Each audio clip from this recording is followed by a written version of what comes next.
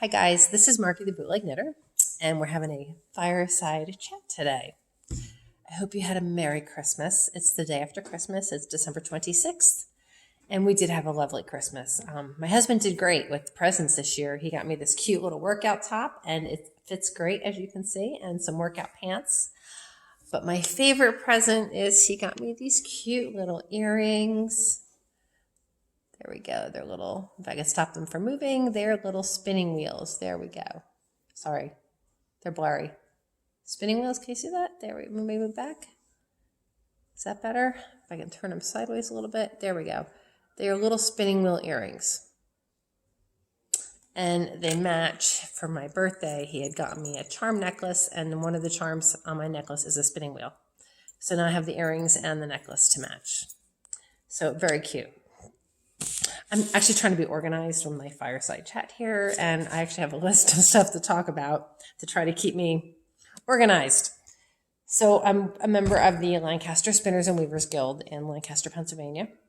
And my friend Pam is Pam Aman. She has the Fleecy Fiberistas and Fiber Artists. And she offered, fiber packages. So I just began the 12 days of Christmas yesterday. So I opened day one, and it was this absolutely lovely pink fiber.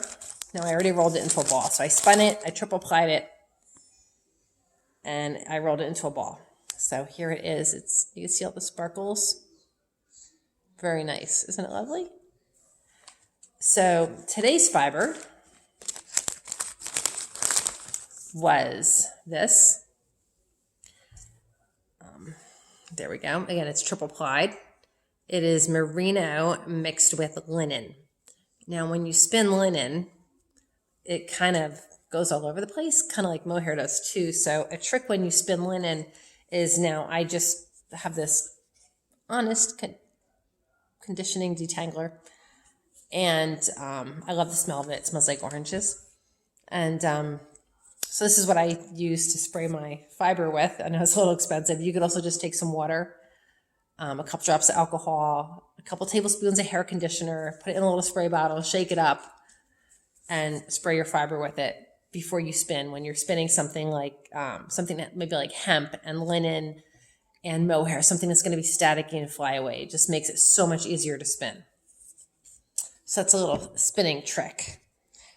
So I'm not sure what I'm going to do because these are like really tiny minis. I think I might knit them into squares and then make a square scarf. Not a scarf that's square, but a scarf made of squares. Yeah. So that was number 2 was today. Today was second day of Christmas. Also, for part of my guild, we had an awesome Christmas party last week. And we did a Christmas exchange. It was all anonymous. And then at the day of the party, we had to open up the gifts. And then we said whoever got it for us admitted who got it. So it was really sweet. Of course, I opened it the day I got it because I didn't know that part because I'm brand new. Ate the chocolate, drank the coffee. I had the little Starbucks pumpkin spice instant coffee. Yum, yum, yum. And I also got some fiber to spin. I have not spun this yet. There we go. So I have to spin this yet. Let's put that over here. Something else I was working on. Oh, it's behind my head. It's absolutely lovely. All right, so I just started weaving. I got a little Cricut loom, which is like 12 inches wide. Totally new to the whole weaving thing. So the warp is like the long ways threads. I just used Red Heart Super Saver White acrylic because I'm making a blanket for my granddaughter. I want my daughter to be able to wash it. So the warp was thicker than the weft. So when I wove it, and you can see they call it warp dominant where a lot of the warp shows.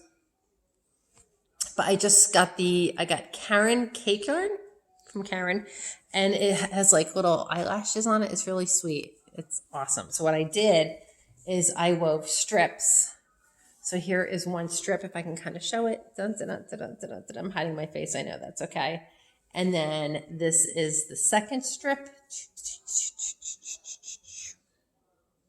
And then this is I hope I'm not making you dizzy, the third strip. Now, if you notice, there's a line in all the middle. So what I did for that is when I did my loom, I purposely left the middle spot open. So there was no warp right in the middle. So when I wove, it created this little pattern all the way down to my weaving. So I just finished this last night, knowing I wouldn't be seeing my grandchildren because, like I said, you know, everything that's going on, Mom had COVID. She's much better. And so we knew we would not be seeing them for Christmas. So I'm like, I could chill. So I finished it last night. And then tomorrow, Mom and I were going to a fiber store. I'll let you know how it is. Down in, it's outside Lancaster somewhere. I can't remember the name of the town, sorry. And we were going to go there and check out the fiber because I'm going to get a fiber to put on the back of this. Now, I do not have a sewing machine. So if I sew, I do it by hand. So it shouldn't take me that long. I mean, I've done curtains, take me an hour or two.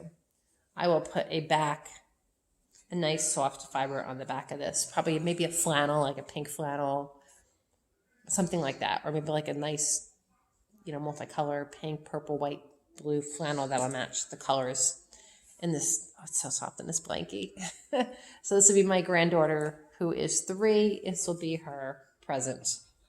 One of her Christmas presents. She wants it. She calls them, she doesn't call it snuggles. She calls it buggles. So she asked me to make her a buggle blanket. And it's so soft. And I'm so pleased with how it came out. And it was so easy and so fast. I did the one panel last night in like an hour and a half. Done. All right, next thing going on. So I ended up getting some yarn in the mail day before Christmas. I got it right down here. I'm going to reach down here. Excuse my head and my back as I grab it. Okay, and it's from Hobbii, Hobbii. And it's the Hobbii Starlight Soft. So you can kind of see the speckles in it, but when you hit it with a light, it really is reflective. So what I'm doing with these, I got some black, I got blue. Oh, I love the blue. I got some gold. I got some turquoise. I got some hot pink. And what I'm doing, this is actually much more magenta than it's coming across. It looks red, but it's magenta. I'm making a nice little hat, just a nice beanie. This is going to be a size medium. I'm doing it on size 7 needles, and it's not any pattern. It's just I've made so many hats throughout the years that I kind of have what I do. So I like the double rib, and like I said, it's going to be a medium, so it would be big on me. I'm a size small. Yeah, you see, it's definitely too big. So I'm almost to the point where I'm going to start pulling the top in for the decrease. And then once that's done, actually, I'm probably going to start that coming up here. The way I'm going to decrease is I'm not going to decrease around. I'm going to decrease on each of my double pointed needles.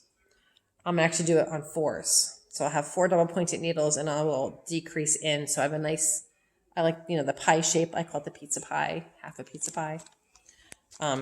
Decrease. And then when I'm done that, I like to cross stitch. Oh, I dropped the stitch there, guys. Let's put that on there so I don't lose any more. I like to cross stitch my item. So what I'm going to do is then I'm going to take the black. Where's my black? So I got my magenta and I got my black, and I'm going to cross stitch the word run. I think I'm going to do lowercase R-U-N on the hat. Really cute, right? And so that will be available. I'm going to try to make like 10 different sizes. Maybe like 2 small, 2 medium, 2 large, maybe 3 small, 3 medium, 2 large. So there we go. That'll be 9. Yeah, different color combinations. So that's what I'm doing with that.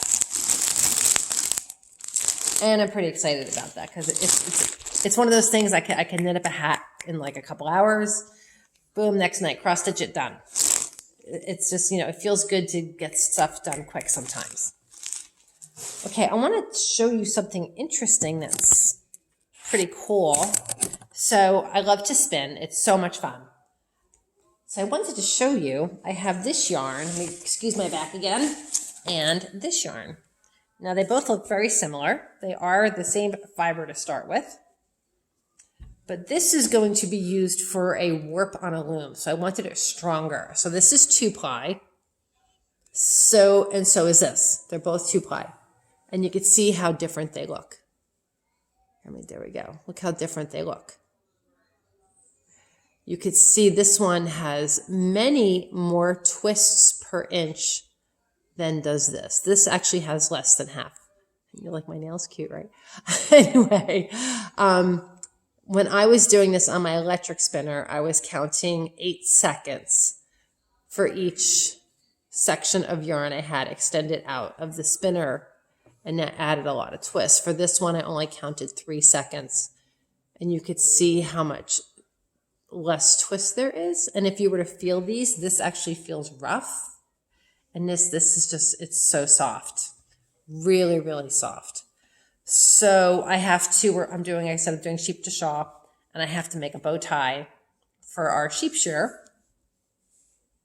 So he's going to have a lovely soft bow tie. Of course, it'll be washed since it was touching my face. I'm going to knit him a bow tie out of this lovely yarn, and then I'm going to cross stitch all our other colors onto the bow tie. So we have this blue, we have hot pink, we have black, we have yellow, we have green. So I will then cross stitch the bow tie with all those colors on the bow tie diagonally. So it'll look pretty cool. So that's what this is for. And this is going to my friend to use for warp, because she is weaving us all scarves to wear. So we will all have matching scarves. Pretty exciting.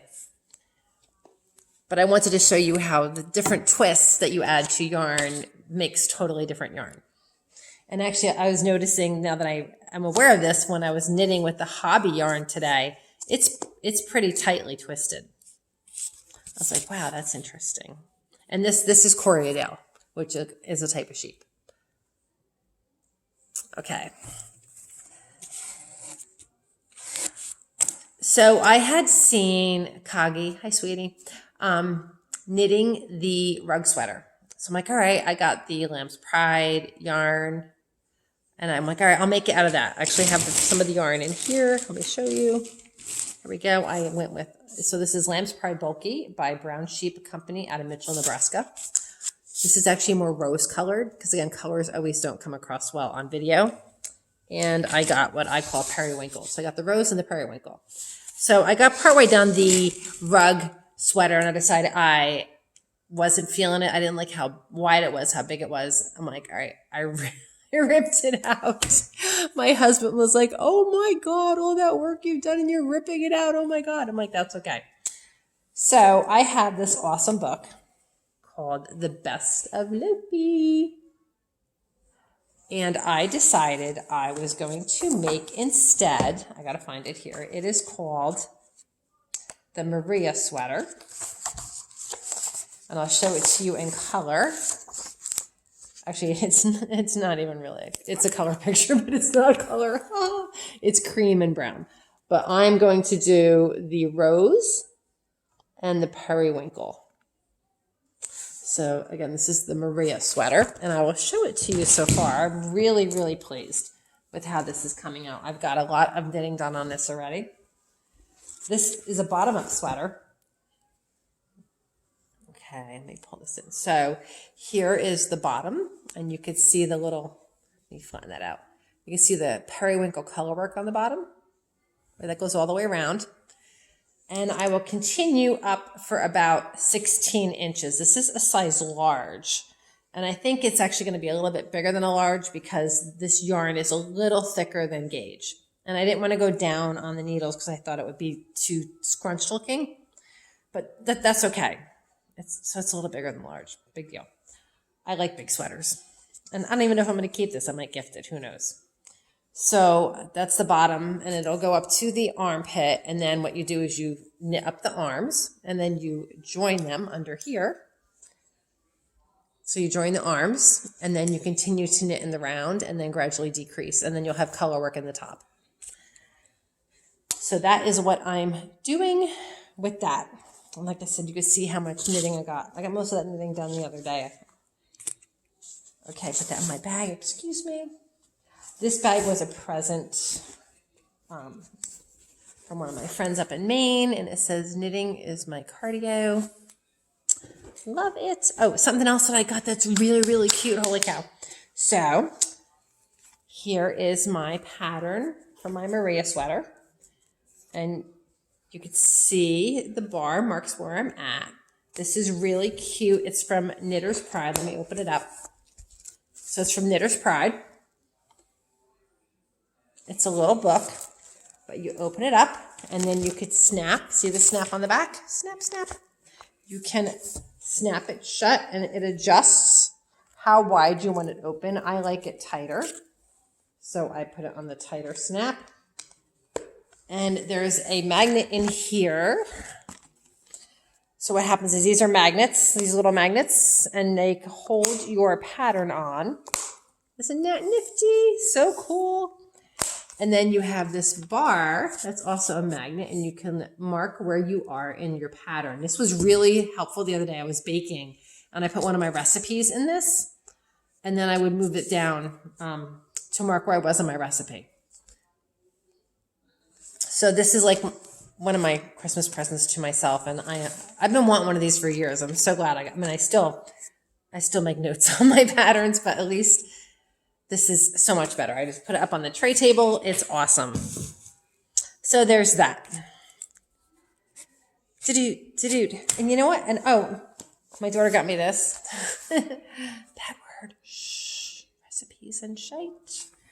And so this is like where I keep my notes for my patterns that I'm doing.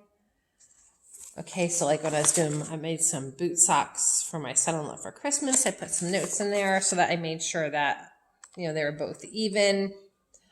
My pattern for a small knit goldfish. So this is where when I'm writing doing work and have patterns and I'm going to make changes, I put my information down so that I know that it's all organized. Also, my little book is my Shave 'em to Save 'em passport. As a spinner, if you buy fleece from an endangered sheep, it helps perpetuate the genetic variety, which is good for sheep in general. So you can join the Livestock Conservancy and you get your passport. And every time you buy a sheep of a fleece, so for instance, this is the Clonforest sheep that I purchased on 6/26/21 from Solitude Wool. I got my little sticker. Sometimes I'll buy something like a fiber thing and they don't have somebody doing stickers. So I just write it in. Like I got a Cotswold fleece at the Massachusetts Fiber Festival in Springfield, Massachusetts on 4/20/19. So yeah. So these are all your endangered sheep breeds. I have Leicester long wool I got in May from my girlfriend, and she still owes me a stamp. Caracol, got a Caracol sheep, a fleece. So these are all the different endangered. Navajo churro, I actually do have. I have to put that in there. Yet Tunis, my friend Kathy in Maine raises Tunis, so in 2018 I got my Tunis. Shetland is also, it's recovering. It's no longer endangered. It's recovering. So I had one. I got my Shetland fleece from my girlfriend in Echo Valley Farm in Cornish, Maine. So this is a pretty cool thing to do. Your Shave 'em to Save 'em passport to help perpetuate, again, the genetic variety among sheep. Because if we don't, if they're not purchased, you know, people are not going to raise them.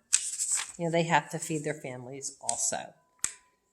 You can also go to rarewool.org for more information on that. Okay, let's close that up. Oh, I want to show you something else I'm working on. So I have a family member going through chemo, and so, you know, she has lost her hair, and she was telling me how cold her head is. And I'm like, you should have told me earlier. Like, you know, you're busy, you don't think. So I have this absolutely lovely fiber. It is silk and Leicester long wool. And this is actually what I made my mom's cowl that I gave her for her birthday present with. So I'm going to spin this. So I told my family member that, give me a week. I will spin this. And I also have, I don't have it in here, but I also have some Angora rabbit. So I'm going to spin this, and then I'm going to spin some Angora rabbit, and I'll make a 3-ply yarn with the Angora, the silk, and the Leicester Longwool.